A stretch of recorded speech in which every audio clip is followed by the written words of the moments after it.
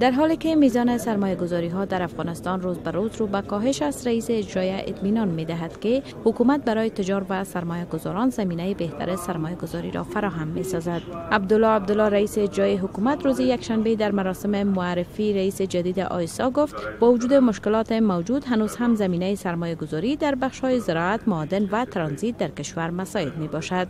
یک بار دیگر من تکرار می کنم پیام خود برای سرمایه گذاران، برای تجار، برای متشبثین خصوصی، برای صنعتکاران که حکومت وحدت ملی متحد است و تعهد محکم و استوار دارد در راستای زمینه سازی های بهتر و ایجاد فضای بهتر برای سرمایه گذاری در کشور ما.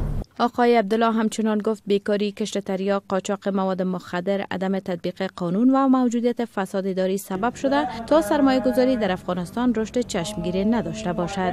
از سوی هم وزارت تجارت و صنایع افغانستان میگوید همکنون افغانستان در میان 189 کشور جهان در بخش سرمایه گذاری در ردیف 183 قرار دارد که قناعت بخش نمی باشد.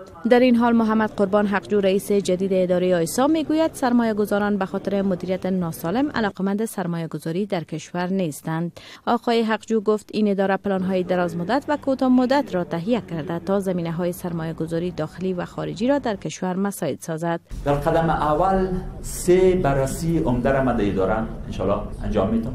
یک اودیت، یک بررسی مالی، پولش در کجا آمده، در کجا مصرف شده و مصرف به چه شکل شده. دوم بررسی که میکنم، سروی را اندازی میکنیم که از یک از شما سرمایه‌گذارا در مرکز و بالا سوال شود که شما از آیسا تقاضاتون چی است، که ما بررسی میکنیم ظرفیت‌های موجود در اداره آیسا، که آیا آیسا امروزی توانایی جواب دادن به تقاضاها و خدماتی که شما از ما توقع دارید داره یا خیر.